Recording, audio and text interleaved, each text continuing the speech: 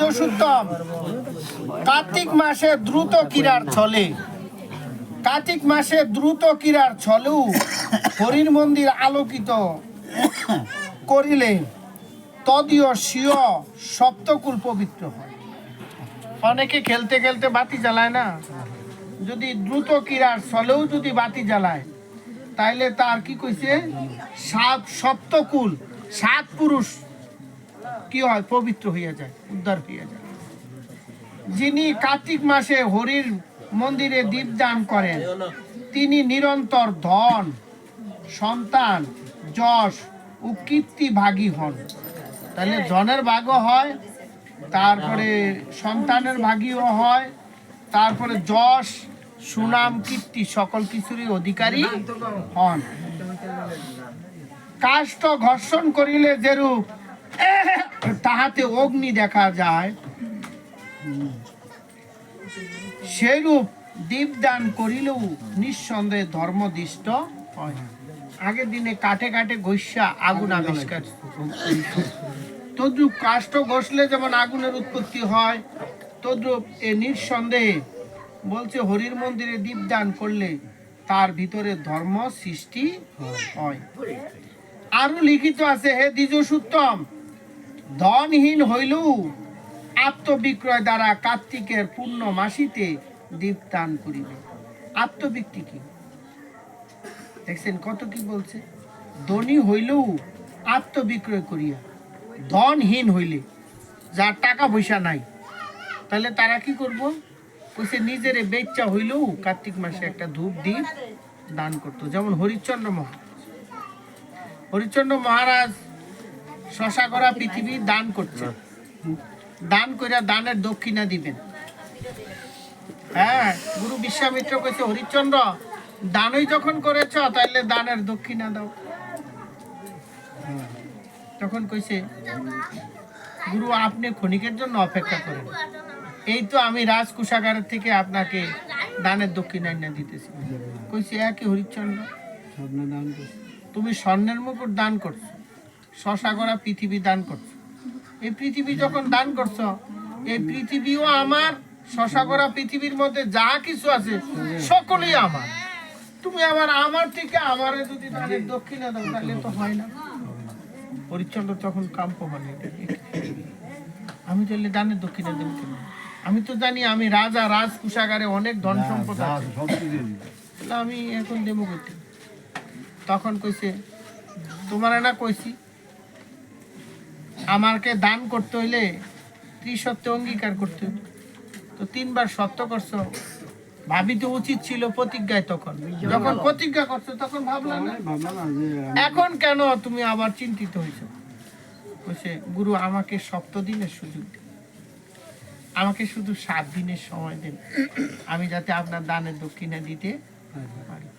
7 দিনের মধ্যে হরিশ্চন্দ্র দিছে, হরিশ্চন্দ্র রোহিতস্য শৈবাকে নিয়ে রওনা দিচ্ছে। তো কইছে তুমি এই পৃথিবী যখন আমাকে দান করছো, এই পৃথিবীতে তুমি আর থাকতে পারবা না, দান করে যদি আমার রাজ্যে তুমি থাকো তাহলে তোমার দান পূর্ণ হবে না, দান থেকে তুমি এখান থেকে। তো কইছে গুরু আমি তাইলে কোথায় যাব, কইছে শুধুমাত্র কাশী বাকি আছে, এটা পৃথিবীর সাথে যুক্ত নয়, সে কাশীতে যে তুমি জিন্দাপুর। মানে হরিশ্চন্দ্র রোহিতস্য শৈবাকে নিয়ে রওনা দিয়েছে, যাইতে যাইতে যাইতে যাইতে অনেক 3 দিন হয়ে গেছে।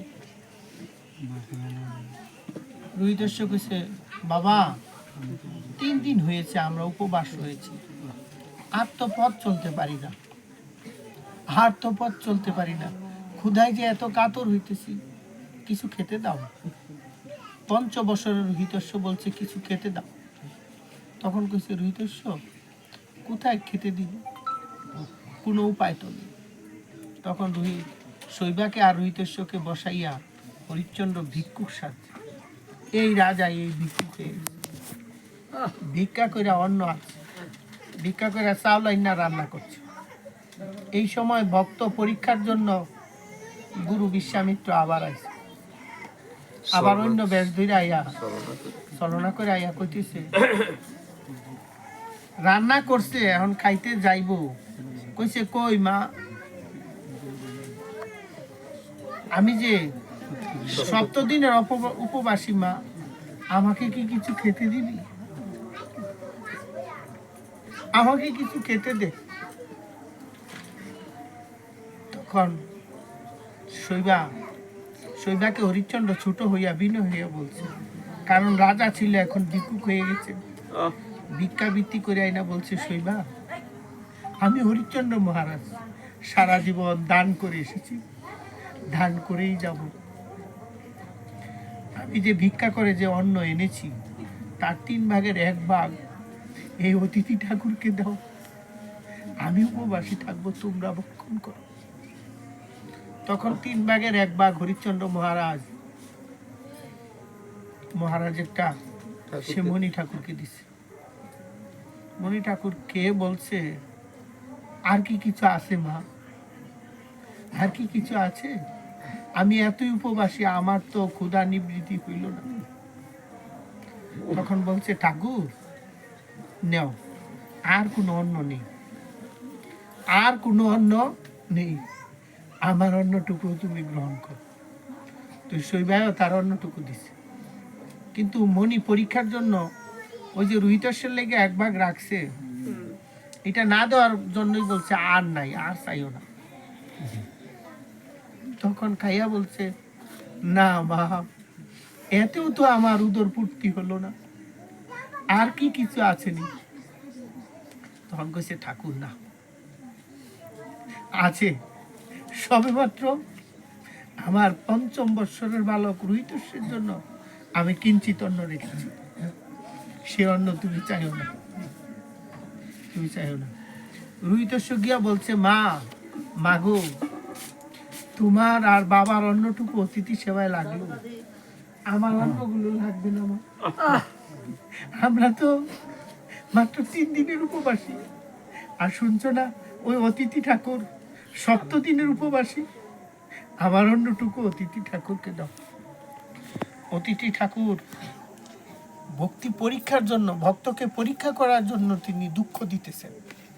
আমরা অনেক সময় একটু দুঃখ পাইলেই প্রভুরে সহ্য করি না, প্রভুকে আমরা কই গুছাই সহে দেয় না, আমরা এত কষ্ট পাইতেছি এরকম বলি। কিন্তু রুহিতস্য কিন্তু ভক্ত পরীক্ষার জন্য আসছে। মণি ঠাকুর বলছে, অতিথি ঠাকুর অন্ন সেবা করে বলছে, ওরে বালক, এই 5ম বৎসরের বালক হয়ে অতিথির প্রতি তুলে তুই ভক্তি, যা যা, আমি তোকে আশীর্বাদ করে যাই, যেদিন তুই মৃত্যু মুখে পতিত হবি, স্বয়ং বৈকুণ্ঠের নারায়ণ এসে তোর জীবন ভিক্ষা দিবে।